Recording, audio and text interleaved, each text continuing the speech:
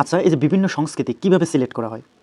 বাঙালিদের তো অনেক সংস্কৃতি রয়েছে। তার মধ্যে আমি যদি পোশাক দিয়ে উদাহরণ দেই, পুরুষের সংস্কৃতির পোশাক হলো লুঙ্গি আর পাঞ্জাবি, আর মহিলাদের হলো শাড়ি।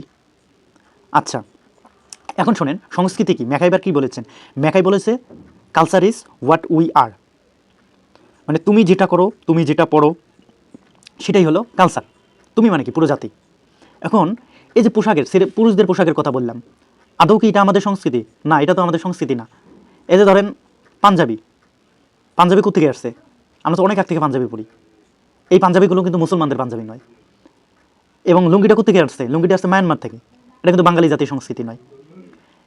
এখন আমরা আগে কী পরতাম? ধুতি আর পাঞ্জাবি, এটা হিন্দুদের পোশাক।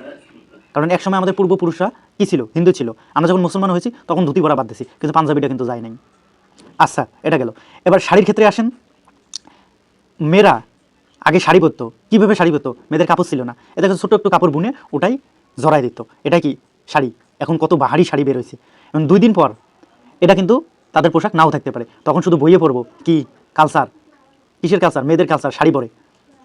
তখন দেখবেন মেয়েরা আর শাড়ি পরবে না, তখন 3 পিস 2 পিস এগুলো পরে ঘুরে বেড়াবে। পুরুষদেরও পোশাক চেঞ্জ হতে পারে, ওয়েস্টার্ন কান্ট্রির মতো পোশাক হতে পারে। তখন কিন্তু এই কালচারটা শুধুমাত্র পরবো আমরা। এখন তো সব কিছু রিটার্ন হয়ে গেছে, যার কারণে শুধু পরবো কিন্তু বাস্তবে দেখবো না। যেমন পান্তা ভাতের মতো হয়ে গেছে। এখন বাঙালি আর পান্তা ভাত খায় না। পয়লা বৈশাখে কী করে? গরম ভাতে পানি ঢেলে দিয়ে পান্তা ভাত খায়। অথবা পান্তা ভাতের কিন্তু একটা নিয়ম আছে। পান্তা ভাত কেন করা হয়েছিল?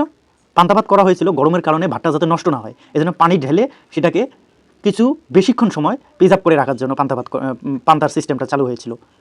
এজন্য কৃষকরা রাত্রে ভাত খেত, খেয়ে সে ভাত রেখে দিত, পানি ঢেলে সকালে উঠে খেয়ে কাজে যেত। আবার সকাল 9টা 10টার দিকে এসে গরম ভাত খেয়ে আবার কাজে দিত। গৃহিণী কী করতো? আবার পানি দিত, পানি দিয়ে পান্তা বানায়, পরে ওই ভাত দুপুরে খেত। এটাই হলো পান্তা। আর এখন সংস্কৃতি কি?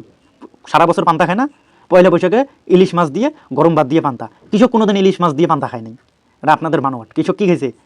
ঘুম থেকে উঠে পান্তা খাইছে লবণ, সরিষার তেল, পেঁয়াজ আর মরিচ দিয়ে। তরকারি একটু থাকলে মাঝে মাঝে পান্তার সঙ্গে তরকারি একটু মিক্স করে খাইতো, আবার নিত তরকারি মিক্স করতে খাইতো। এটা সংস্কৃতি। আচ্ছা, সংস্কৃতি হলো সবসময় পরিবর্তন হবে, তাই পরিবর্তনের সঙ্গে আমাদেরকে মিলিয়ে থাকতে হবে। বারবার অনেক সাংবাদিকরা বারবার প্রশ্ন করে যে আমাদের তো এটা সংস্কৃতি না, আমাদের তো এটা সংস্কৃতি না। সংস্কৃতি চেঞ্জ হবে, প্রতিনিয়তই চেঞ্জ হবে। যেমন আমাদের এখন মেয়েরা বুরকা পরে, আস্তে আস্তে এটা আমাদের সংস্কৃতি হয়ে যাবে। ওকে, ঠিক আছে, সবাই ভালো থাকবেন, সুস্থ থাকবেন। আসসালামু আলাইকুম।